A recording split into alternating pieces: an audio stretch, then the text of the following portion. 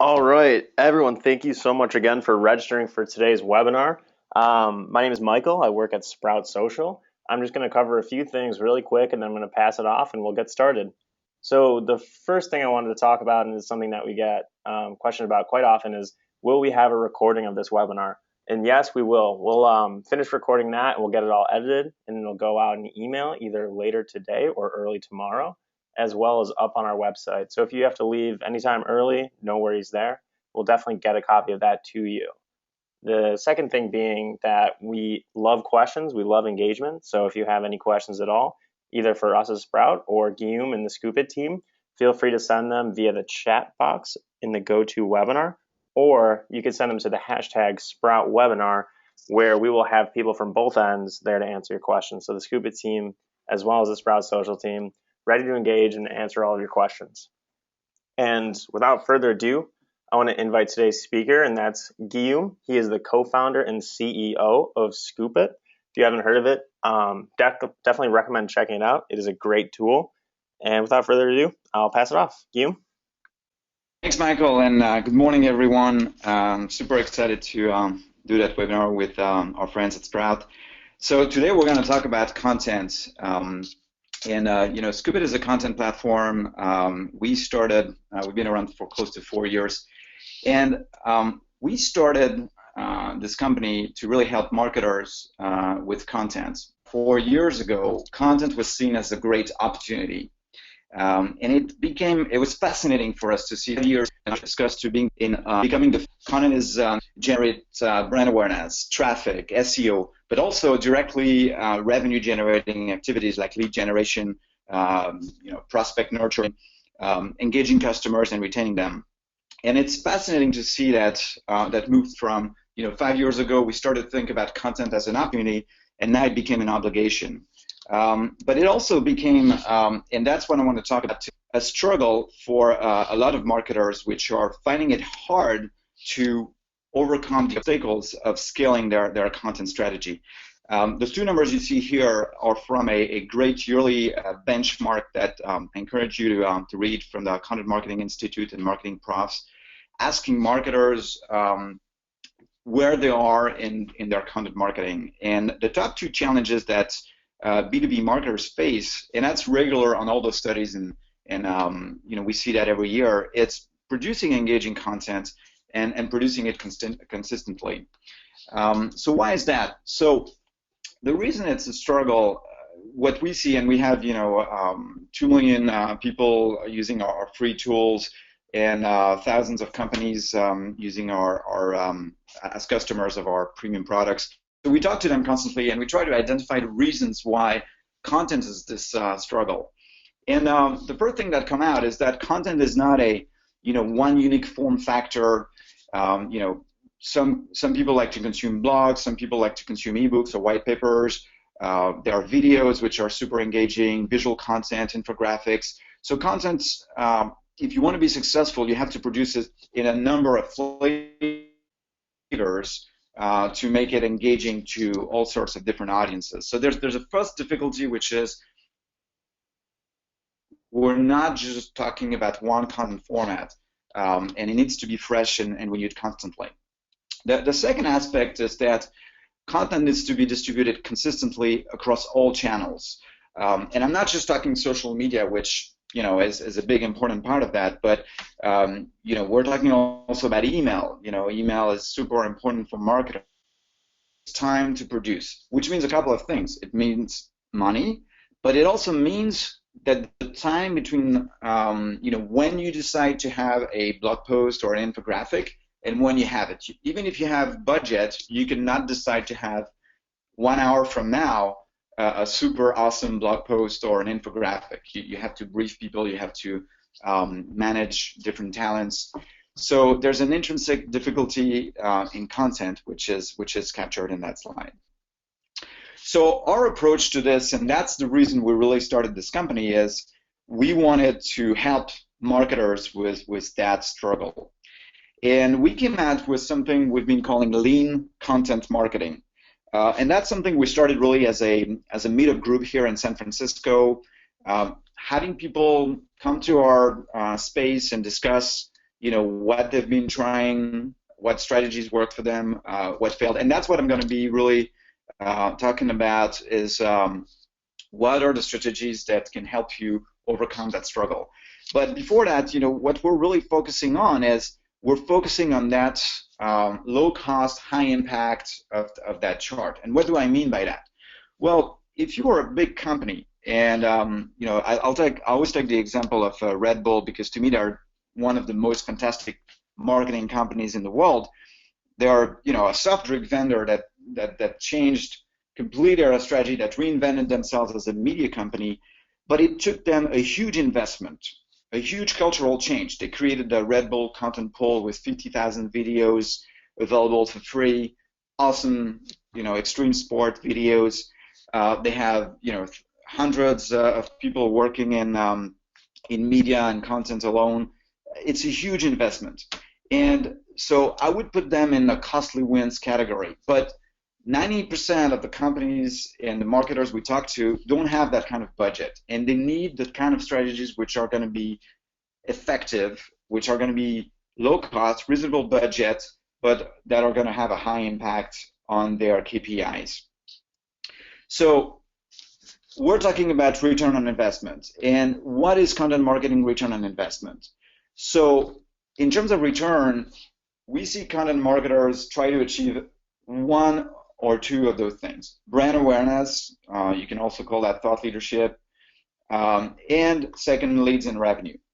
And those are really the things that justify content marketing. Is I want to develop my brand, I want to show that our brand, our CEO, our execs are thought leaders. And number two, and I would say that's actually a priority for a lot of companies, especially in the B2B field, is leads and revenue. Now, this usually gets broken down into other intermediary objectives like SEO, traffic, and conversions. But let's keep in mind that at the end of the day, we want to generate brand awareness, leads, and revenue. Now, the investment can take multiple forms. There's, of course, the cost of producing content, but there's a lot of companies outsource content, so there's a cost of outsourcing that content. There's the time, the coordination time of planning and managing a content strategy. There's the content distribution, advertising costs if you're not just relying on organic distribution. And there's the software and tools. So our approach to this RA equation is to come out with solutions, strategies that generate more returns for an equivalent investment, and strategies that generate equivalent results with a smaller investment. And that's really what we've been discussing with a lot of influencers in our space, a lot of customers, is how do we come out with strategies that help you do more with less. And so today I want to focus on 6 effective strategies like this that I encourage you to try and that have been proven to work. And that's what I want to be concrete and talk to you about now. So let's get started. The first thing that we've observed, and for those of you who know Scoop.it, we started as a content curation tool. And the reason for that is that this is a very powerful strategy to reduce your content investment.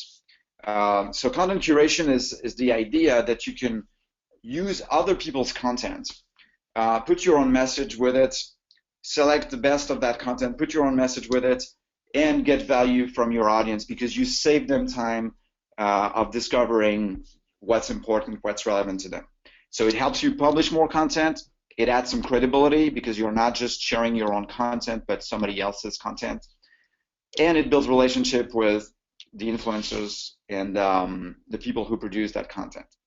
So there are various forms of curation, and I want to focus on 3 things that we think everybody should try and embrace.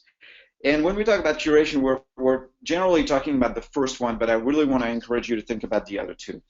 The first one is something that I'm sure a lot of you already do, which is sourcing and sharing great content from other people and sharing that on your Twitter or your LinkedIn, your social channels, your Facebook pages. And that's great, and you can use curation tools like Scoop.it and others to save time there. But if you're just doing that, I feel you're missing out. I think the 2 other forms of curation that I'm putting on the slide are really essential. Because when you're sharing other people's content on social channels, it's great, but you're taking people elsewhere. So you miss the ability to convert them, for them to become your customers, your leads, and to engage with the rest of your content. So the second strategy on curation, which is essential, is to turn curated content into what I call curated blog posts, which means adding 150, 200 words to elaborate on this piece of content. Give it your context, your opinions, some data points, and I'll show you examples of that. And then publish that as a new blog post on your own blog with a link to the original source, being super ethical on this and being transparent, but creating a new blog post which is going to help your SEO, which is going to help your traffic, and which also is going to help your lead generation efforts. The number 3 is really about email. Email is a very important channel, even though it's been there for a long time, and we of course, social, and this is a webinar with Sprout Social, so we love social, but don't forget about email. Publishing daily, weekly, or monthly curated email newsletters is a very powerful tool to stay top of mind with your prospects, with your lists. And the idea here is to pick 3, 10, 5 relevant news stories and package them together in a roundup email. And we've seen people be really successful with that because, again, you're helping people catch up on the content that's relevant to them. So let's give some examples. Here's what I call a curated post. And it could have any format. That's our blog template. If you want to check it out at blog.scoop.it. But the idea here is you're going to take an existing piece of content, you're going to give it a new title with your own spin that brings some context and value to your audience. You're going to select a short quote from the original article, maybe a visual from the original article, or maybe you want to give it your own visual. You're going to link back to the original article, and you're going to come out with 150, 200 words of added insights or commentary. And you'll find that this process is very efficient. And I'll give you numbers on that. The second thing I was mentioning is this curated email newsletter. This is an example of having an introduction, a CTA, and then a mix of created and curated stories in an email. I'm sure you've all received email newsletters like this, and they add value because they give you great content to read. So they create this connection with your readers. So data points. We're very data driven. We like to propose concrete solutions, but we also like to measure and see whether they work or not. So why does curating content save you time? So publishing a curated post, like I mentioned, is taking some time. It's not a one-click process. Like tweeting somebody's article, you just have to read it, and sometimes people don't even bother to read it, and so it's a one-click process. Creating a curated blog post takes more time. It's 20, 30 minutes, but that's nothing compared to creating an original blog post. And 4 hours is typically what we see people spend on creating a original blog post, doing the research work, doing the formatting, doing everything. You cut that time down to 30 minutes, especially if you're using a tool to do that. So that's an opportunity, is to create something that will have value for you in much less time. Now, what kind of value are we talking about? This is a very interesting study that is not from us, but from an independent blog post. It's from Bruce Clay, great thought leaders in marketing. They've done the experiments to show that curation has some SEO value. And a lot of people are confused with that because they tend to confuse curated posts with duplicate content. Duplicate content is when you copy and paste. The process of creating a curated post, like I described, is quoting an original article. So you only quote a very little fraction of the original post, and you're enriched with your own context. And it's much faster, but it still brings you a lot of SEO value. They took an original post that was ranking for a certain set of keywords, number 4 in Google. And then they try to replace that post with 3 different kinds of curation. And you can see that on the right part of that slide, when they did exactly what I described, which is a curated link with excerpt from the original article and 200 words of annotation, their link became number 1.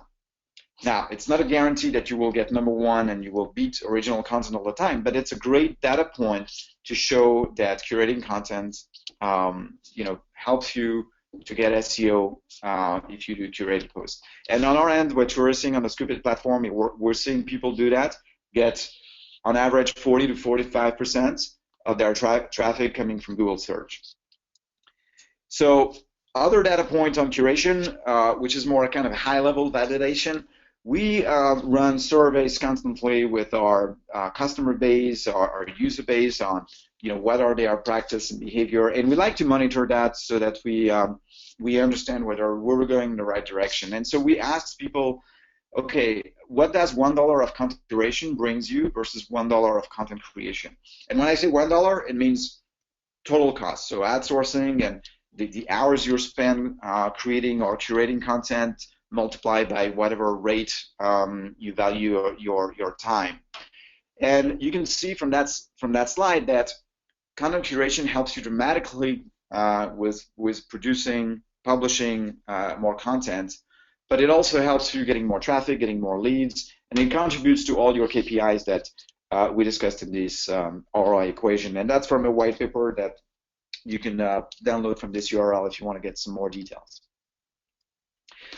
Last point on curation, credibility. That's also something that I'm sure a lot of you feel, is that when you're only pushing out your own content, you run the risk of being repetitive and also not as credible because you're the one saying it. And so in this case, I'm actually going to practice what I preach and quote a study from customerthing.com, where they've analyzed how people were likely to be trusting content based on what type of content it was. And you can see it's actually, pretty brutal for, vendor-created content, which is only trusted by 9% of respondents in that story. And so you can see that you win by a factor of 4 to 7 when you use third-party content like analyst reports or, other people's content. So there's a big win there, which is often hard to quantify, but which is definitely a plus. And by no means interpret that as saying you should stop creating content. Creating content is very important, but that's the bonus of using content curation. All right, let's move on to number 2. Still focusing on reducing your content investments and doing more with less is the idea of repurposing content. It's the idea that you can recycle your own content. You can repurpose what you've already created and give it a new life. So this is a set of strategies that enable you to create content at marginal costs, increase the lifetime of your content, and reach a larger audience, because we're not all on Twitter, we're not all on Facebook, we're not all on YouTube. We use a combination of channels, and that's something that I'd love you to get to think about, is your content is an investment that you can extend the life and repurpose to make more with it. And so there are lots of ways to repurpose content. I want to focus on 3 things with you today. First, try to create ebooks from blog posts. Ebooks are extremely hard to produce. They need a lot of research. They can take a lot of time. They can be very time consuming, but they're also effective. People like to read on their iPads, and they like to maybe over the weekend go over something and try to learn. So ebooks are impacting, but they're hard to produce. Now, here's a strategy you can use and that we've used, and I'll share some details on the results with you. Take some of your successful posts that are on a similar topic, and you can start with maybe just 4, 5, or 10 posts, and try to package them together in an ebook. You're going to need to create a bit of content, like an introduction and some transitions between the parts, but you've done the essential work. You've done the blog post. You can 90% of the work can be done, and if they're successful and they're on point and they're evergreen, they can make a great ebook. So that's a strategy we've used, and I'll share with you some details on that. Second strategy we've used, and SlideShare is a platform we love. We've been partnering with them, and they're a great team, and I think they've created a great category for marketers. Is try to create visual stories from your blog posts. A lot of time I see some blog posts which are super interesting, but they take some time for people to get into. And some people respond well to text, but some people like, comic books better. And, look at, your kids. Sometimes we prefer comic books because they're easier to read. So one idea we've played with and that's been very successful is we've taken some of our successful blog posts and we've turned them into visual stories. We took each paragraph, turned them into a slide.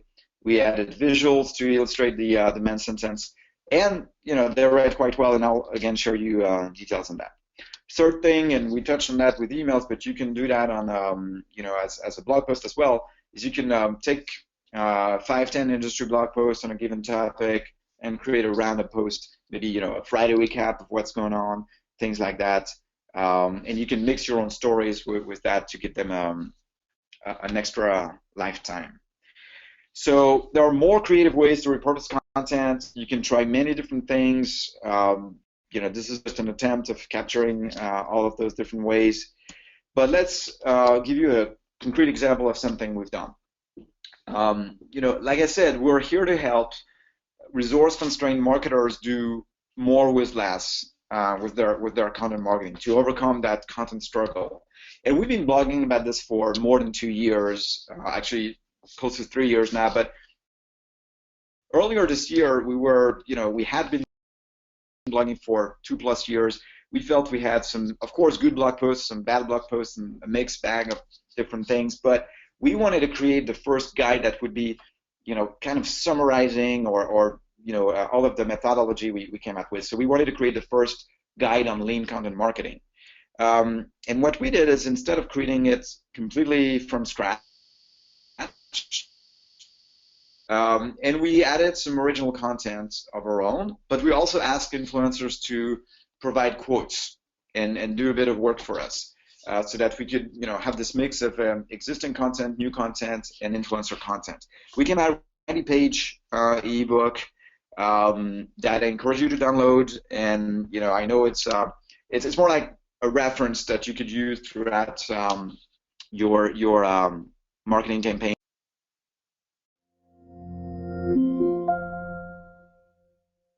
Say, well, you don't know if repurposing content is going to be that efficient, but actually it performed better and significantly better. And the measure here is in terms of downloads, so content generated.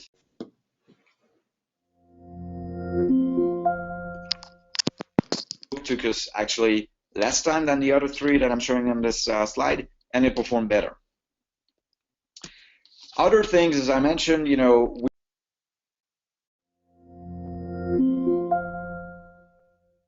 of our blog post, like I mentioned, and again here we're seeing not a better performance, but somehow similar performance. This is measured in terms of views over the first 4 months after they were launched, but you can see that we spent a lot less time producing those comic book slide shares, but they perform pretty much the same. So repurposing content is a great way to produce content at a marginal cost and have equal performance, if not even better.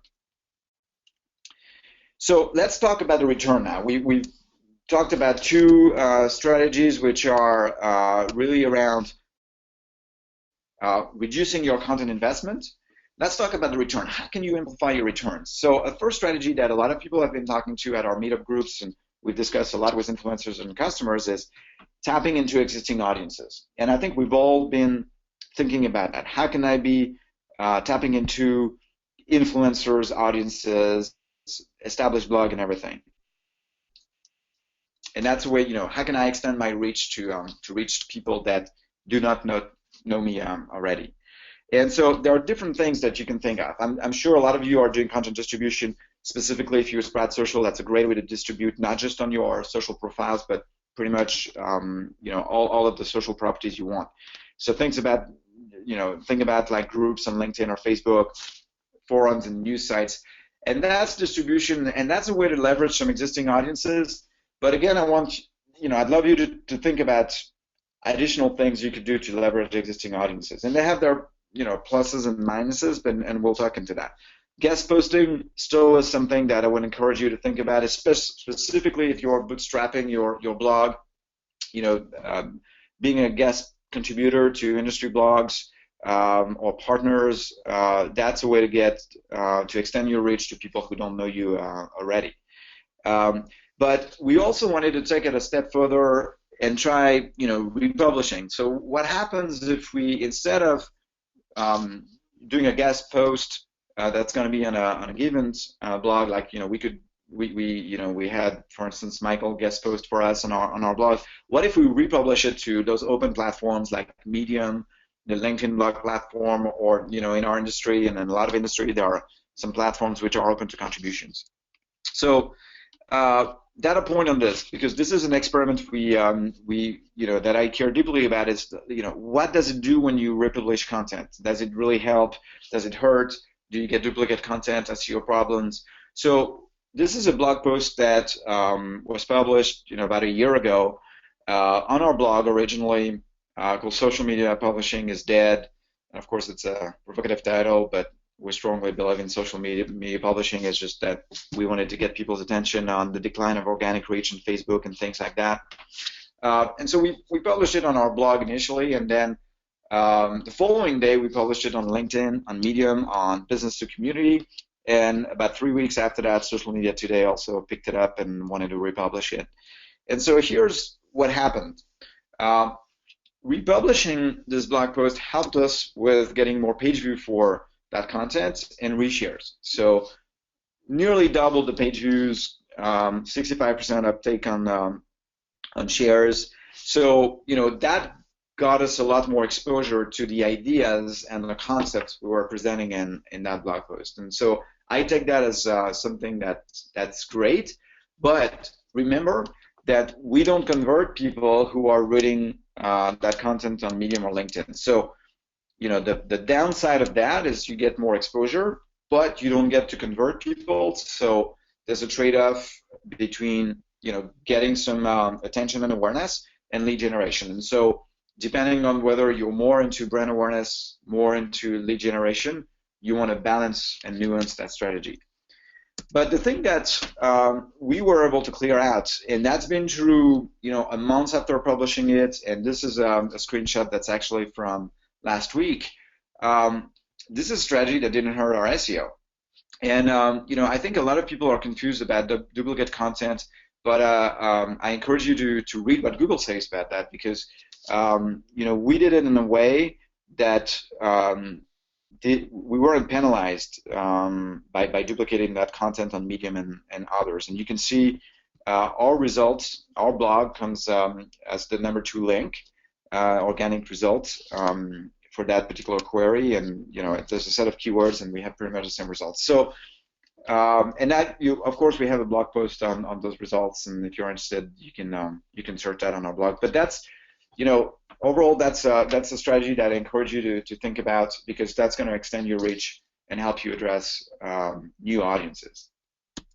All right, another thing to generate more return, and this is something that's dear to me, is to focus on an integrated content hub. So what do I mean by that? I see a lot of people work in silos. I see a lot of marketers think of all of their distribution channels as silos. So they have maybe somebody who is a social media marketer, and maybe a lot of you are social media marketers using Sprout Social, and they're managing social. And then maybe from an organization standpoint, somebody else runs the blog, and then somebody else runs emails. Or even if it's the same person, maybe you're thinking of those being, as many properties that are not necessarily connected. And I think that's a problem. And so I encourage you to think about not being like that horse, not seeing what's on the side, but concentrating everything into an integrated content hub, which means owning your online presence. You don't own your Facebook page, you don't own your LinkedIn company page, and you'll see more and more that my prediction is that more and more organic reach from Facebook, LinkedIn, Twitter is going to be harder and harder to get, and there are going to be some rules that are going to change, and because those are not your properties, you cannot control them, and you cannot convert people who go to your Facebook page as easily as you can when they come to your blog or your website. So creating a Content Hub means creating a home base for all of your content, putting everything in the same umbrella. Your created content, like your blog posts, your ebooks, your videos, but also your curated content. And I'll show you how this can be done in a minute. And so this means that now, because all of your content is on the same property, it can get a lot more traffic and attention. It can get SEO traffic, and you can bring your social media traffic to this hub, and not just to your Facebook or LinkedIn page. And because it's something you control, you can add all the call to actions you want, and you can start generate email subscribers and leads. And so this is how I encourage people to think about this. Think about social media as a distribution channel for your content. And by the way, I know social media is a lot more. It's a way to have conversations with your followers, your customers, your prospects. But I'm talking specifically in the context of a content strategy. Social media should primarily be your distribution. It's not the destination, it's the distribution. Your destination should be a Content Hub, should be something you control that's on your website that helps your SEO. And then this Content Hub should have call to actions to landing pages that convert your visitors to do something more engaging with your company. Talk to sales, subscribe to your email newsletter. And so here's how we're doing it at Scoop.it. We have our social content that's on Scoop.it pages. Of course, we use our own service, but there's a lot of ways to do that. We have our blog, which is running on WordPress, like a lot of you guys, I imagine. And then we have a resource center. And you can see the content that's in there is different. The social content is stuff we curate on a daily basis. Every day we curate content, we share that to social media, but we also host it on those Scoop.it pages so that they help our SEO, they help our conversions. And we do that multiple times a day. Our blog is something we try to come out with 3 blog posts a week. And some of it is curated, some of that is created. But when I say curated here, there's a more important effort. Those are the curated posts I'm mentioning. So 150, 200 words, 30 minutes to create. That's our blog, and that's a weekly rhythm. The resource center is more something we update on a monthly, quarterly basis, and so that's evergreen content. So some of our top blog posts make it to the resource center, but we'll also have all of our ebooks, studies, and all of that. And so you can see we have the 3 moments. But the common point is everything is on the Scoop.it domain. Each and every one of those pieces of content help our SEO, and there are call to action on all of those pages. So that's just one way of organizing your Content Hub. But think about whether you're working in silos or not. And if you do, I encourage you to think about creating a Content Hub like this. All right, next I want to talk about amplifying your social channels. Which I see still a lot of people need some help on that, and maybe you guys are better than the average here because you're using Sprout and you're putting together a number of strategies there. But in the context again of your content, you want to extend the lifetime of your content. It's a big investment you're making. Try to make the most out of it and try to find solutions to amplify your social channels. So how can you do that? So the first idea is sharing that content multiple times to social networks, using scheduling tools to share new posts at various times. The way I encourage people to think about it, and my previous startup was a digital music company, so I like the music metaphors, but imagine if we were dealing with music the way some people deal with their blogs. They're publishing a blog and they're sharing it only once. Well, it's like, imagine that, Michael Jackson, Billie Jean had been played only once on a radio station and never repeated after that. It would never have become the hit it became.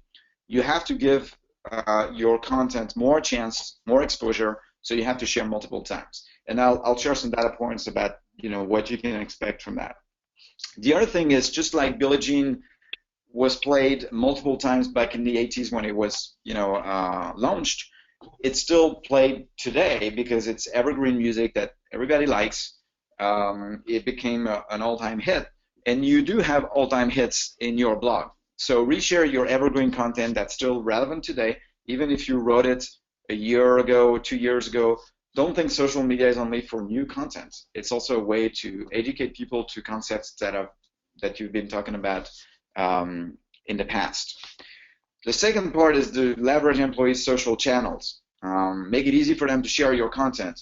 I'm sure our friends at Sprout, who just launched Bamboo, a great new product that I encourage you to check, which is addressing that particular point, are going to agree with. But you want to leverage your employees' social channels.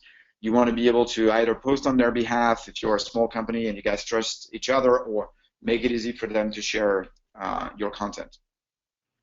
And then, there's some optimization you can do at the post level to use images and hashtags. And I'm sure you guys have done some experience with that. Adding hashtags and images help amplify your channels as well. So data points, again, I think at this point you've understood I like data. I like to prove what I'm saying. But this is a study, not from us, but we could correlate that with our own data. But Mark Travigan is a great influencer. He's publishing a lot of great content, very concrete stuff, useful stuff. And here's what he's observed on the impact of sharing it once versus sharing it multiple times. And that's for when you publish a new post and the idea of sharing it multiple times over maybe 4 to 6 weeks. So please do it and get some more exposure for your content, and use some tools to automate that to save time in the process. It's essential. This is a study we did on what's the impact of adding images to tweets. So we've compared a tweet like this, which would be just a text portion at the top here, with adding an image to this tweet. And of course, there's a compromise, because if you add the picture, at least for now, there's the 140 characters limit, so you need to be a little more concise on the title, but you add an image. So is that good or bad? Well, this is how good it is. So we've compared a tweet with an image versus the regular tweet with just a link.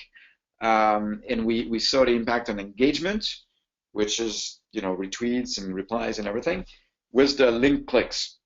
And so I think those pictures speak for themselves, but I encourage you to do it. And again, there are some tools, and on Scoop.it, for instance, when you curate content and you share it to your social channels, you have the option to share that as an image and automatically import the image. So it's not something that will cost you more, but it will amplify your results.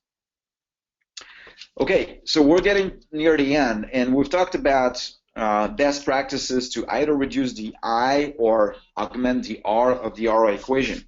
But how do you know how do you measure your ROI in the first place? That's also something essential, because everything I've mentioned is something I encourage you to try, but they may or may not work in the same way, and it depends on a lot of different things. And I believe that every story is different, so it's essential to measure what works and what doesn't. And for this, I encourage you to think about first, what do you want to measure? And at Scoop.it, we came out with this model for content marketing KPIs. And there's a lot of very complicated literature on that, and lots of people will tell you, it's very complicated. I like to simplify.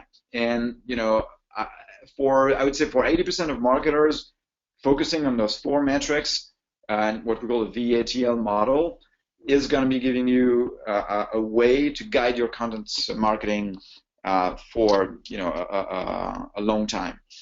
And those metrics are what you can produce, which is your volume of content. Are you measuring whether you're publishing good content consistently? So volume gives you the consistency, and good, we measure that through the amplification. So how many times is this content shared? So measuring number of posts and how many times they're shared tells you, okay, am I doing a good job at publishing consistently, and is this content good enough so that people like to reshare it? And if you're doing this, you should see results in terms of traffic. And if you're good at converting it with CTAs, and if you are talking to the right audience for your product, then you should see leads. And so this is how I like to think about it, is you flow through those metrics. You produce more content or content consistently, it's good, so it gets amplified, it generates some traffic, and that traffic converts into leads. And so to give you an example of how you can get started is the first thing that a lot of people are trying to fix initially is we're not publishing consistently enough. So this is a real story of a customer, and of course, after I started using our product, this helped them do a lot better. But a lot of times, people are perceiving that they're publishing more than they actually do. We talked to this company, and they said, yeah, we're publishing one blog post every week. As a matter of fact, when they started to measure it, it turns out no, they weren't. They were publishing, 0 to 3 a month. And so measuring that is super important. And so, this is the first metric that you want to be taking control of. Now, the other thing you want to be able to do, and Scoop.it Content Director, which is our content marketing solution, helps you do that, but you can do that with Google Analytics or HubSpot or other tools. We just brought everything into the same analytics umbrella on our own platform because we think that's essential for content marketers. So we wanted to make it super simple. But it's to have on a post-by-post basis a granular view of what each of those posts are doing, how many views they're generating, how many times they were shared, and how many leads they contributed to create.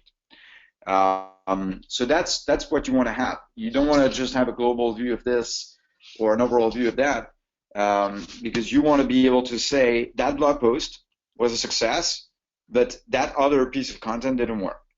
And so I encourage you to think about things this way, because that's how you're going to be making progress and getting results. So I'm getting to the end of this presentation, and I'd love to take questions, but to give you another piece of data, which is kind of a high-level data about this idea that you can be lean and still getting results. This is the progress we've been measuring for ourselves over the last 12 months at Scoop.it. We've been focusing on lead generation for the last 18 months, and that became our number one KPI in addition to traffic and other things. And this is the progress we've made. So it's this is not to brag, but this is to say. And this was done with a constant marketing of 2 people. So we didn't grew the content marketing team to 20 people. This was done with a limited budget, limited constraint, resource constraint, and just like a lot of our customers and probably a lot like you guys. And we've been getting those results. So I firmly believe that there is a way to be getting some ROI from content marketing.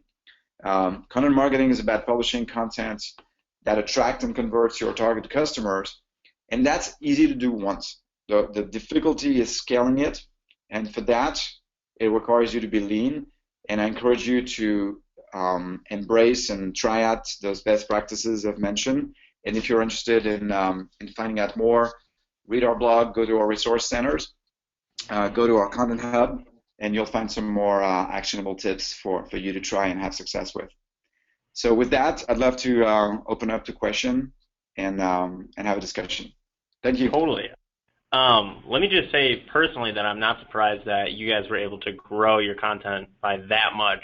You and Julie are hustlers, having spoken to you on the phone for a while. You guys are so great at creating content quickly and really effective content. Thanks, Michael. I also just wanted to throw in really quick, anybody who hasn't tried it before, I personally have a Scoop.it account that I use all the time, and I would just suggest going to their site and looking how you can create your own profile and get started.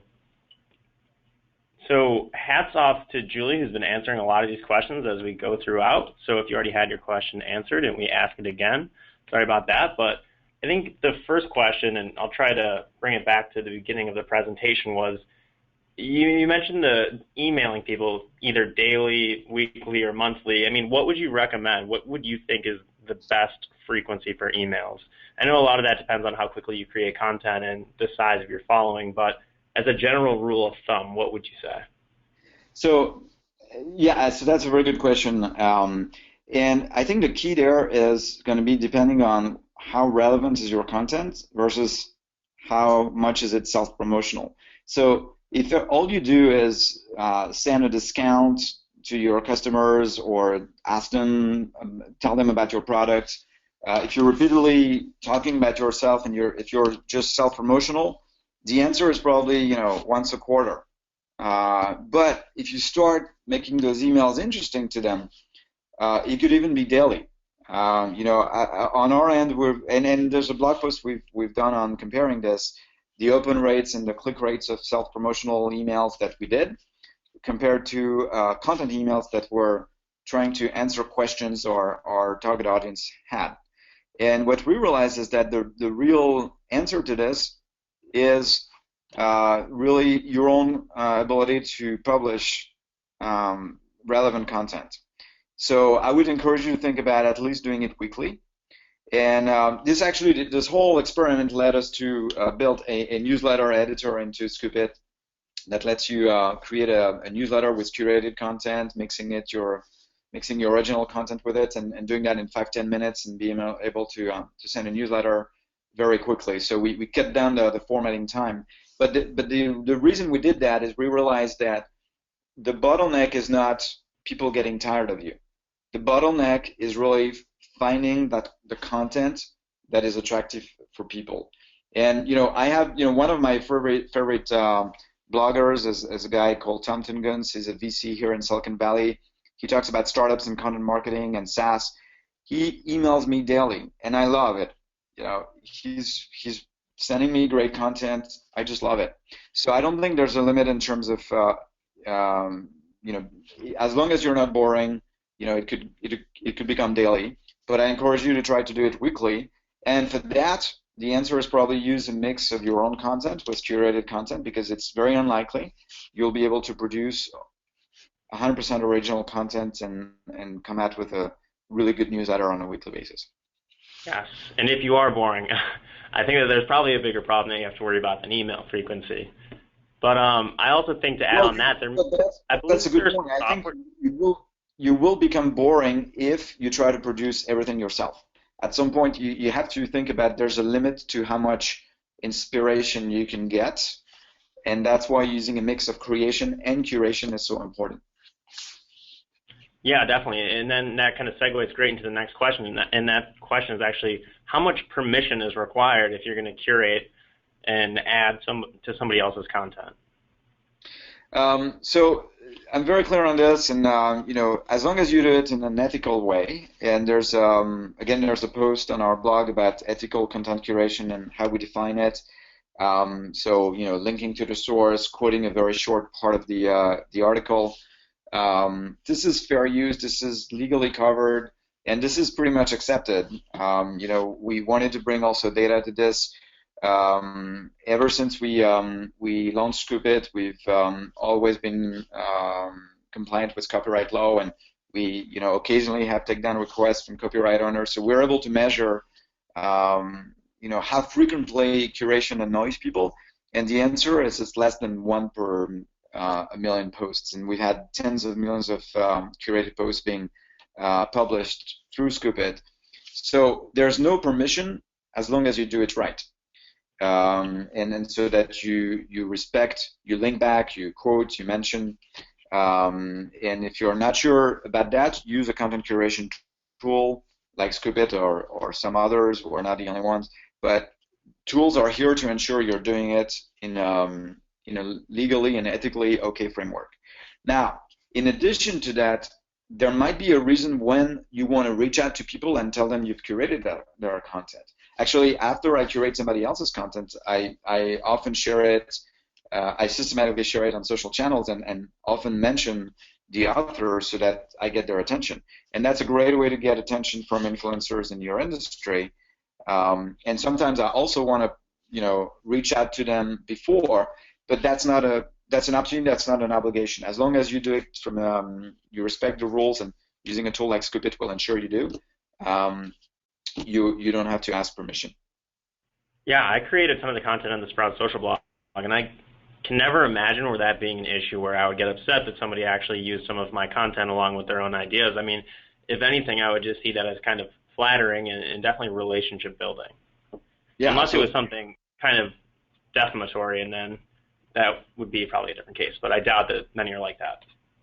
No, the cases we have of copyright problems are, always very exotic, very specific cases, and all of the established media, all of the mainstream blogs, or the industry blogs, they want to be reshared. They want to get more. They want to have more exposure. And actually, as both a content curator and a content creator, I want my content to be curated by other people, just like you said. Yeah. Right. And as a content curator and creator, what would you say is the best balance of choosing between if you want to curate content, if you want to create unique content? So I'm definitely convinced that the ROI for curating it is definitely great and above and beyond creating it yourself. But as somebody who enjoys to create the content, what do you think is a good divide between the two? Yeah, so it's a great question as well. And some people will tell you it's 50-50, those 80-20, 20-80, whatever. And I think it's very different. And so it depends on your industry, it depends on how much your own personal inspiration. But I'll tell you how I try to address this. And I'm telling that to all of our customers. And I tell them, look, create as much as you can, and as long as you have inspiration and you're not boring and you're not self-promotional, you're doing a good job. But what I observe all the time is that this is only a fraction, and for some people it's 20%, some people it's 50%, for some people it's 80%, but it's always a fraction of the amount of content they could and should publish. So I encourage you to think, maybe your limit is 20%, maybe your limit is 50%, but the way to notice is when your original content starts to become boring, starts to receive fewer shares, start to be too much self-promotional, then you're lacking inspiration and you're stretching it.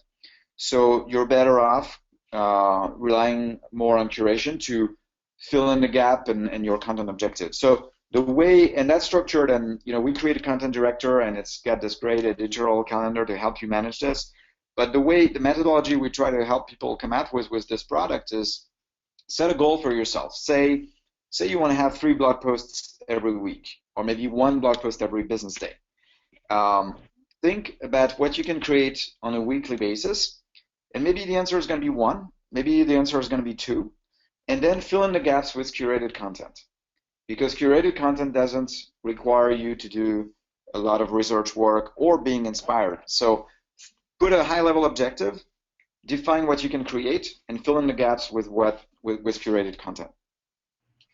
Yeah, that sounds great. And I have to say, one of my favorite parts of the presentation you gave today was all about repurposing it, because mostly anecdotally, this webinar is going to be turned into a slide share. It'll be turned into a video that lives on our site. It'll be turned into email content that we send out. So my question was, what do you see are some of the most well-performing mediums out there that some of these people can start to try? Is that turning a blog post into a video, a slide share, ebook, like you had mentioned? What would you recommend? So to me, if you're just getting started with content marketing, I think blogging is the most accessible form of content marketing. And that's probably the one where you're going to be having the most flexibility and the best opportunities to measure and convert. So I always encourage people to think, like, unless there are a specific case and maybe some are only for pictures and they want to start doing some Pinterest or Instagram type of stuff. But most of the time I encourage people to start with blogging because that's the most accessible, and that's the most flexible. And as they start to build their blog, then they'll start distributing that content on social channels. They'll have the opportunity to do a few things. First, they'll have the opportunity to do weekly recaps, newsletter by email, mixing some of their blog posts with curated content like we described. Second, they'll have this opportunity after usually a few months to say, well, now I can create an ebook from 3, 4, 5 blog posts, and maybe reshaping them a little and coming out with an ebook for this. And so building on the blog and trying to think about starting from this and then repurposing that into additional formats is usually a good way to look at it, unless you're in a specific industry where that, I don't know, visual content, it's all about videos and everything. But usually in those cases, you also have to make sure you don't underestimate the cost of producing quality content under those formats, because a lot more people can write than people can create good videos or good infographics or pictures. Yeah, totally. So we'll take one more question. I think that's because it's a kind of important question that I think you and I can answer together, and that is there a reason that I would need to have Scoop.it and Sprout? It seems like one would replace the other. And I definitely don't think that's the case. These are examples of two tools that work pretty well together, where you use Scoop.it to find and curate content to share with all your fans, and then you can go on to use Sprout to engage with those fans that react to your content and that enjoy seeing it, and to help create a larger following to then share more content with. Yeah, absolutely. I think the two work really well together, and I think the way I would like people to think about it is, from the Scoop.it angle, we're content centric, and social media is more than a distribution channel for your content. And there's lots of things that you want to do in terms of monitoring and engagement. So people who are replying to your content, people asking you questions, like I'm sure we do have questions right now on Twitter. Those are not things that Scoop.it will help you do, but Sprout is really awesome for that. And also it gives you great analytics, so really encourage you to use it. But from a content standpoint, when you start to be serious about content marketing, and that's why we created Scoop.it Content Director, and you can check out the feature at business.scoop.it. That's kind of our marketing version of the tool. We have the free tool at Scoop.it and the marketing suite at business.scoop.it. You'll see that we package this with other tools to help you manage your content. So like an editorial calendar that helps you solve that equation on what is curated versus what is original, how do I reach my goals, and content analytics to help you understand, how many leads you've generated with your content, how many times they got shared. I don't think it's either one or the other. The answer is you probably need both. It's a dream team. Yeah. All right, great. Well, I just have to say that I sit through all of these webinars, and this has definitely been one of the most informative for me. I can't wait to listen to the recording myself later on when I have more of a chance to jot down some of the ideas. I'm looking forward to sending out the email to everyone here with the recording, and I just wanted to thank you, Guillaume, one more time for coming on and doing this for us. Well, thanks, Michael. I appreciate the opportunity, and you guys have my Twitter handle showing here, so feel free to tweet me any of the questions you had and we didn't have time to cover. Again, we started this because we want to help marketers with content, and whether we do that through our product or our content or the engagement we have on social channels, we're always eager to help. So thanks a lot for the opportunity, and have you all guys a great day. Have a great day, everyone.